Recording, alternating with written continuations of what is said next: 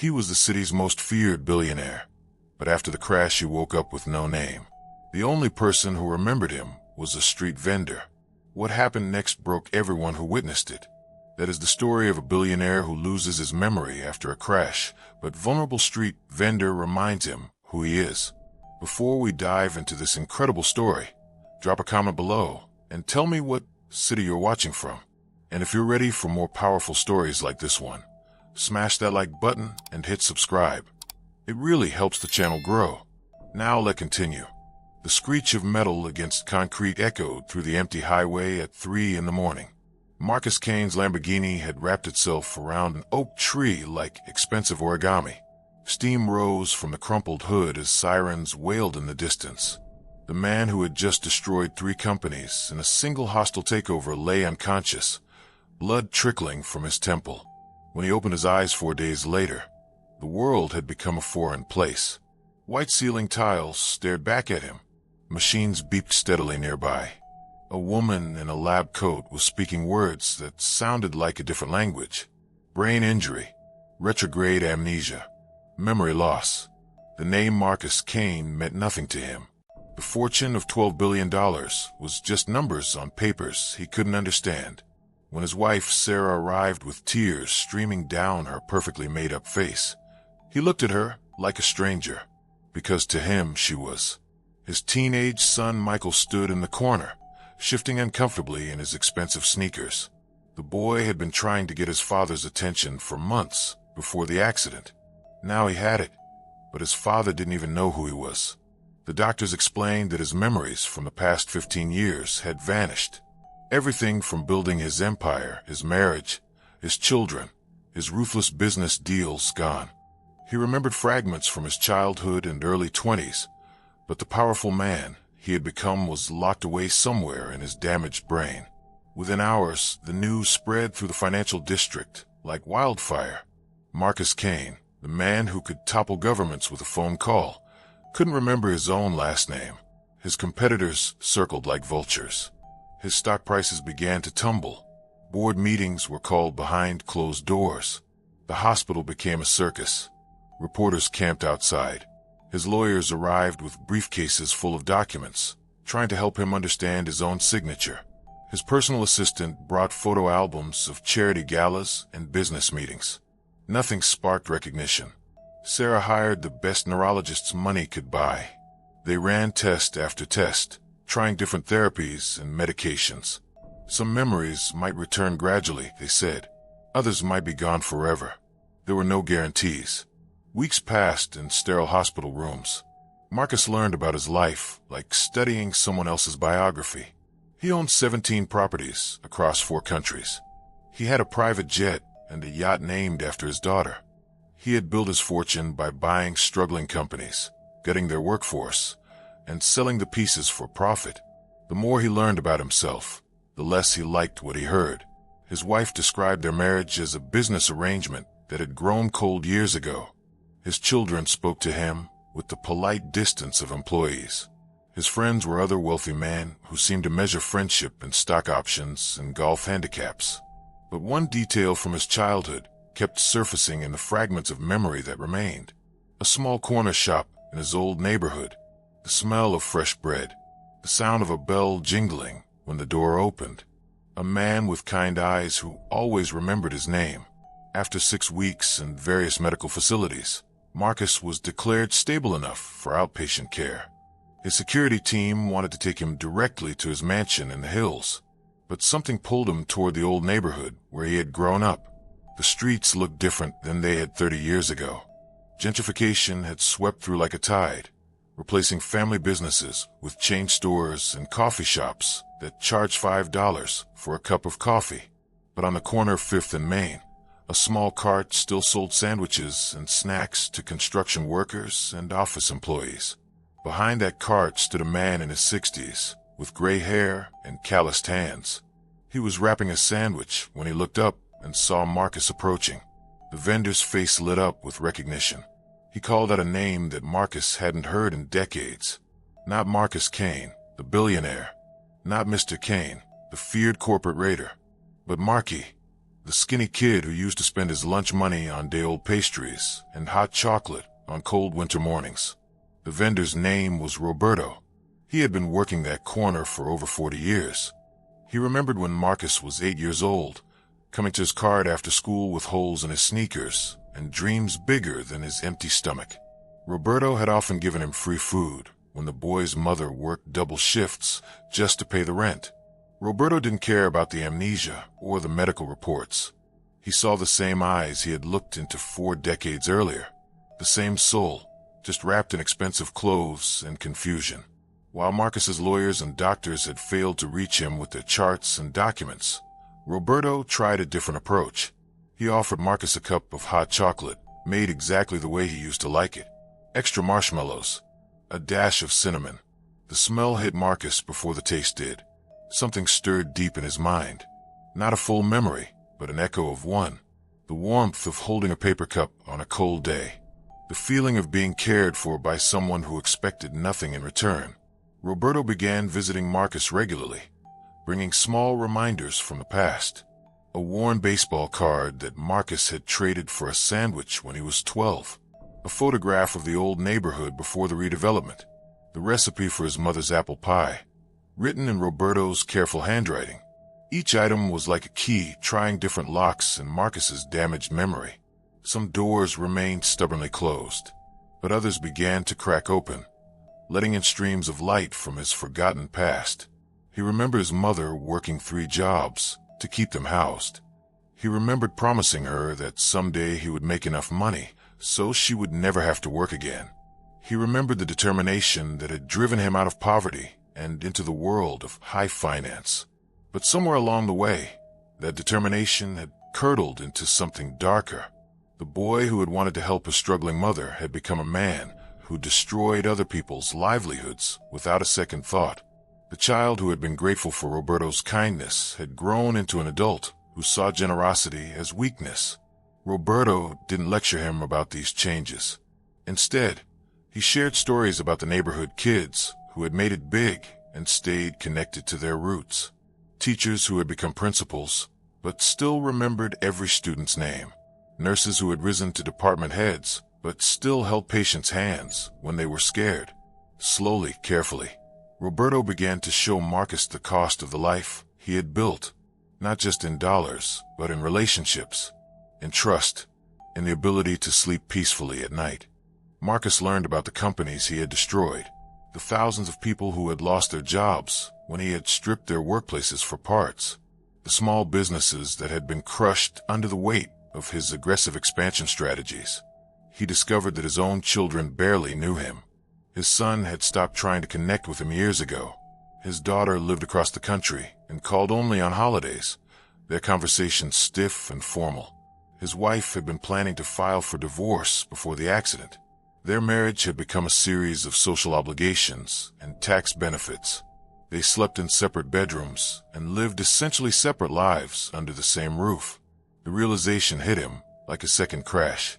He had gained the whole world and lost his soul. He had become wealthy beyond imagination, but poor in every way that mattered. But memory loss, Roberto reminded him, could be a gift as well as a curse.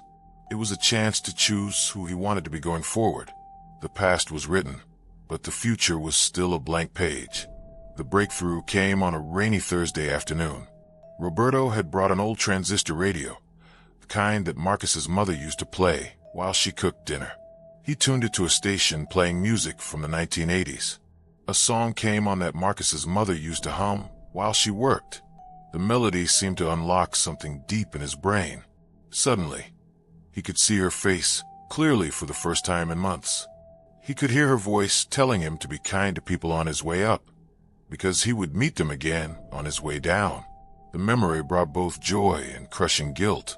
His mother had died 5 years earlier, while he was in the middle of a particularly ruthless acquisition. He had been too busy with board meetings to spend time with her in the hospital, too focused on profit margins to hold her hand as she passed away. Roberto watched tears roll down Marcus's face and didn't say a word. Sometimes healing required silence more than advice. Over the following weeks, more memories returned in fragments. Some were beautiful recollections of childhood joy and maternal love. Others were painful reminders of the bridges he had burned and the people he had hurt in his climb to the top. Marcus began to understand that his amnesia wasn't just about lost memories. It was about lost connections, lost empathy, lost humanity. He had remembered how to make money, but forgotten how to make meaning. The media was still following his story, expecting him to return to his old ways as his memory improved. His competitors were still circling, waiting for him to stumble so they could absorb his companies. His board of directors was growing impatient with his absence from major decisions, but Marcus had made a different kind of decision, one that would shock everyone who thought they knew him. He called a press conference on the steps of the hospital where he had first awakened. Reporters packed the area, expecting him to announce his full return to business. Instead, he did something that sent shockwaves through the financial world. He apologized, not the calculated, lawyer-approved apology that billionaires usually offered when caught in scandals, but a raw, honest acknowledgement of the damage he had caused. He named companies he had destroyed. He talked about families he had torn apart through his business practices. He took responsibility for putting profit over people for so many years. Then he announced his plan for making amends. Half of his fortune would go into a fund to retrain workers who had lost their jobs due to his past decisions. Another portion would support small businesses in neighborhoods like the one where he had grown up. His companies would be restructured to prioritize employee welfare alongside shareholder profits. The announcement sent his stock prices plummeting even further. Several board members resigned immediately. Financial news channels called it the most expensive mental breakdown in corporate history. But something else happened that the markets couldn't measure. Letters began arriving from people whose lives he was trying to help repair. Former employees who had been devastated by his layoffs expressed cautious hope about the retraining programs. Small business owners in struggling neighborhoods started planning for the economic development funds he had promised. His own family was stunned by the transformation. His son, who had given up trying to connect with his father, cautiously began having real conversations with him. His daughter flew in from California, curious about the man who sounded nothing like the father she remembered. His wife Sarah was skeptical at first. She had lived through too many of his manipulative strategies to trust this sudden change of heart.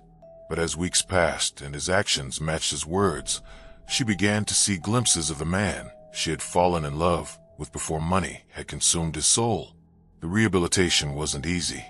Marcus had to learn how to relate to people as human beings rather than assets to be acquired or obstacles to be removed. He had to rebuild relationships that had been damaged by years of neglect and selfishness. Roberto became his unofficial guide through this process. The street vendor had never lost his ability to see people clearly, without the filter of their bank accounts or social status. He helped Marcus remember that respect was earned through character, not purchased through intimidation. Months passed. Marcus's memory continued to return in pieces, but now he was grateful for the gaps. Some of his worst decisions remained mercifully fuzzy. The cruel remarks he had made to employees, the family gatherings he had missed for meaningless business meetings, the opportunities for kindness he had ignored in favor of profit. He began spending time at Roberto's cart, not as a customer, but as a friend. He learned about Roberto's own struggles to keep his small business alive in a rapidly changing city. He discovered that the vendor had put 3 children through college with money earned from selling sandwiches and coffee to busy workers. Roberto had built something that Marcus's billions couldn't buy: a legacy of service, relationships based on mutual respect rather than fear, a reputation for integrity that had been earned over decades of consistent kindness. The transformation wasn't lost on the media. Stories began appearing about the changed billionaire who now ate lunch from a street cart instead of exclusive restaurants. Financial reporters struggled to understand why someone would voluntarily give up power and wealth to help people he had previously considered expendable. But the people in the old neighborhood understood. They had watched Roberto for years, serving everyone with the same dignity regardless of their ability to pay. They had seen him give free meals to unemployed workers and elderly people on fixed incomes. His example had planted seeds of decency that had finally taken root in the most unlikely soil. 1 year after the accident, Marcus held another press conference. This time, he wasn't alone on the stage. Roberto stood beside him, uncomfortable in his borrowed suit, but proud of the man his childhood friend had become. Marcus announced that his companies had not only recovered from their restructuring, but were actually more profitable than before. Treating employees fairly had reduced turnover and increased productivity. Investing in community development had opened new markets and created customer loyalty that money couldn't buy. But more importantly, he announced the establishment of the Roberto Martinez Foundation. Named after the street vendor who had saved his soul, the foundation would provide microloans and business training to small entrepreneurs in underserved neighborhoods. Roberto tried to object to having his name on the foundation. He insisted that he had simply done what any decent person would do for a friend. But Marcus understood that this was exactly why Roberto deserved the recognition. The ceremony ended with Marcus serving food from Roberto's cart to the assembled crowd of reporters, investors, and community members. The billionaire who had once fired people through email now handed out sandwiches and asked customers about their families. As the sun set over the city, Marcus walked through his old neighborhood with Roberto. The streets were changing again, but this time the development included affordable housing and spaces for local businesses. The gentrification was happening with community input rather than corporate bulldozing. They stopped at the corner where Roberto's cart had stood for 40 years. The city had officially designated it as Roberto Martinez Corner, complete with a small plaque recognizing his decades of service to the community. Roberto laughed at the formality of it all.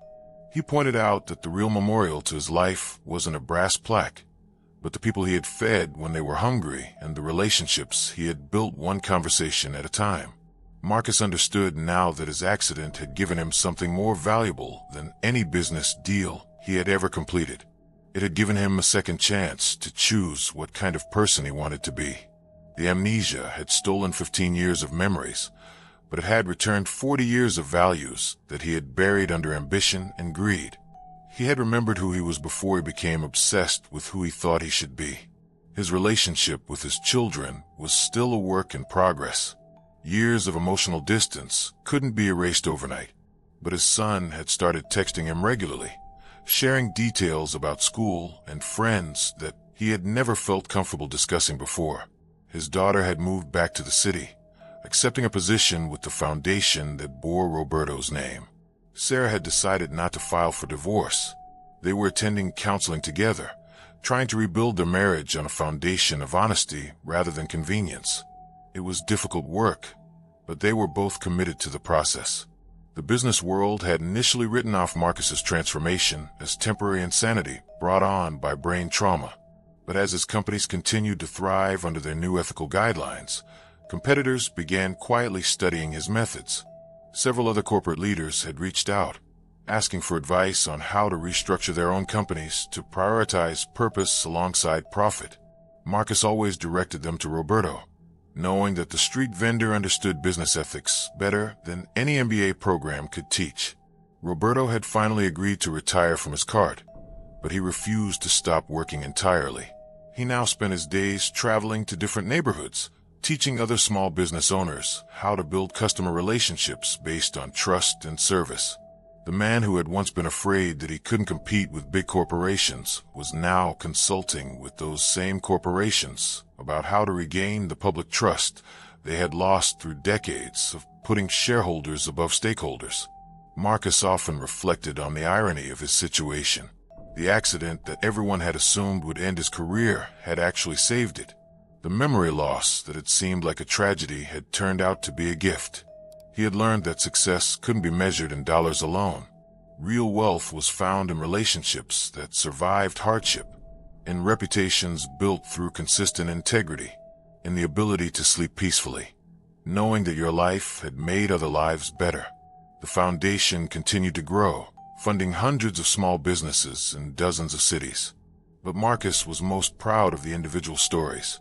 The single mother who had used a microloan to start a catering business. the teenager who had learned business skills through their mentorship program and avoided the gang recruitment that had claimed so many of his peers. Each success story was a reminder that small acts of kindness could change the trajectory of entire lives. Roberto had proven that truth by believing in a confused billionaire when everyone else had given up hope. As Marcus sat in his office one evening, reviewing applications for foundation grants, he came across a photo that Roberto had given him months earlier. It showed Marcus as an 8-year-old boy, grinning widely despite his second-hand clothes and worn-out shoes. He had been poor then, but he had been rich in ways that mattered. He had been grateful for small kindnesses. He had been curious about other people's stories. He had been generous with the little he had, sharing his lunch with classmates who had forgotten theirs. The accident had taken away his memory of becoming powerful, but it had restored his memory of being human. He had rediscovered the boy who had wanted to help people, not just profit from them. The transformation hadn't been easy. There were days when his old instincts kicked in, when he wanted to solve problems through intimidation rather than collaboration. There were board meetings where he had to consciously choose cooperation over competition. But Roberto's example had shown him that character was built through daily choices, not grand gestures. Every interaction was an opportunity to practice kindness. Every business decision was a chance to choose what kind of legacy he wanted to leave. The story had captured public imagination in ways that surprised everyone involved. Books were written about the billionaire who had lost his memory and found his soul. Business schools began teaching case studies about companies that had thrived by prioritizing purpose over profit. But Marcus knew that the real lesson wasn't about corporate strategy or public relations. It was about the power of one person to see the good in another, even when that good seemed buried beyond recovery. Roberto had looked past the expensive suits and cruel reputation to see the frightened boy who had never stopped needing kindness. He had refused to give up on a friendship that had survived decades of separation and transformation. The vendor had reminded Marcus that identity wasn't about what you owned or controlled. It was about how you treated people when you had nothing to gain from treating them well. It was about whether your presence in someone's life made their world a little bit better or a little bit worse. As Marcus prepared to leave his office that evening, he thought about the question that Roberto had posed to him months earlier. If you could trade all your money for the ability to remember every act of kindness you had ever received, would you make that deal? At the time, Marcus hadn't been sure of his answer. Now he knew without hesitation that he would make that trade in a heartbeat. The kindnesses were worth more than the billions. The relationships were more valuable than the real estate. The second chance was priceless beyond any calculation. He walked out of his office and took the elevator down to the street level. Roberto's old cart was gone, but the corners still smelled faintly of coffee and fresh bread. Marcus stood there for a moment, remembering the first time he had approached that cart after the accident. He had been lost then, not knowing who he was or who he was supposed to be. Roberto had helped him understand that those were actually two different questions. Who you are is determined by your values and choices. Who you're supposed to be is determined by other people's expectations and demands. The accident had given him permission to stop trying to be who he was supposed to be and start becoming who he actually was. It had freed him from the prison of other people's definitions of success and allowed him to write his own. As he walked home through the neighborhood where he had grown up, Marcus passed other small businesses that were thriving thanks to foundation support. He saw children playing in parks that had been built with his donations. He noticed apartment buildings where families were living affordably because his companies had chosen community development over maximum profit. This was what legacy looked like, not in newspaper headlines or stock prices, but in the daily lives of people who were better off because you had existed. Roberto had understood this truth intuitively. Marcus had to lose everything to learn it. The path ahead wasn't easy. There were still board members who questioned his priorities, still competitors who saw his ethical stance as weakness to be exploited, still family relationships that needed years of patient rebuilding. But Marcus faced these challenges with something he had never possessed during his first climb to the top. He had peace. The kind of deep satisfaction that came from knowing that your life was making other lives better. He had learned that power without purpose was just sophisticated slavery. Wealth without wisdom was just elaborate poverty. Success without service was just expensive failure. Roberto had saved him from all of those fates by refusing to let him disappear into the roles that society had created for him. The street vendor had seen through the amnesia and the expensive clothes to recognize the soul underneath. He had been willing to invest time and patience in helping that soul remember itself. Now Marcus tried to do the same thing for other people. In board meetings, he looked for the human being behind the corporate title. In negotiations, he searched for solutions that served everyone's interests, not just his own. In hiring decisions, he prioritized character over credentials. It was a different way of doing business, but it wasn't a weaker way. His companies were proof that ethics and profits could coexist, that treating people well was actually a competitive advantage in a world where trust had become a rare commodity.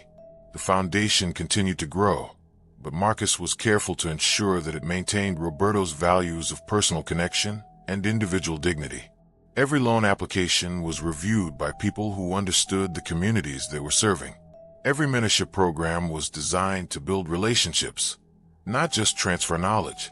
3 years after the accident, Marcus stood once again at a podium facing reporters and cameras, but this time he was introducing Roberto as the recipient of the city's highest civilian honor.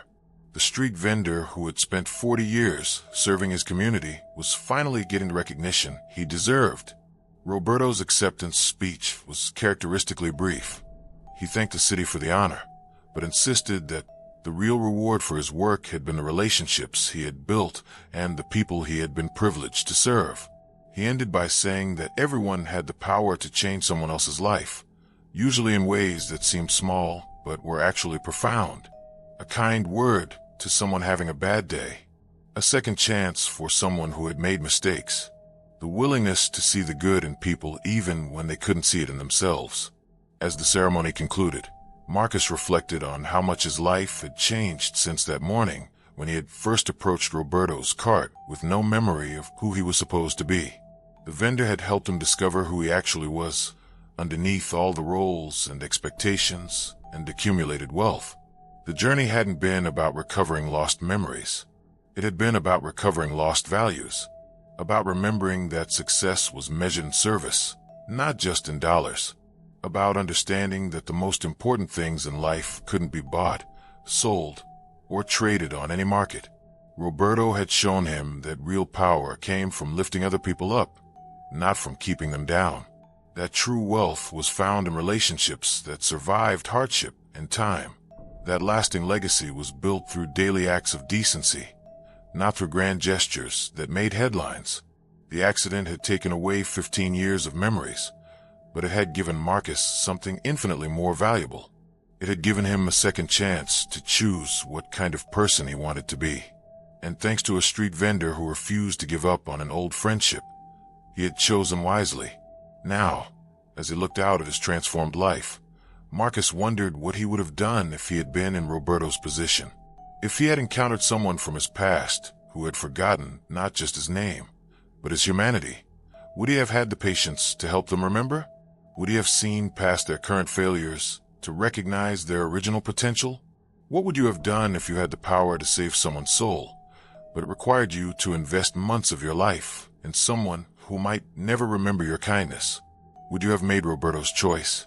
Subscribe to the Beyond Yesterday YouTube channel to explore more stories of second chances and the people who make them possible.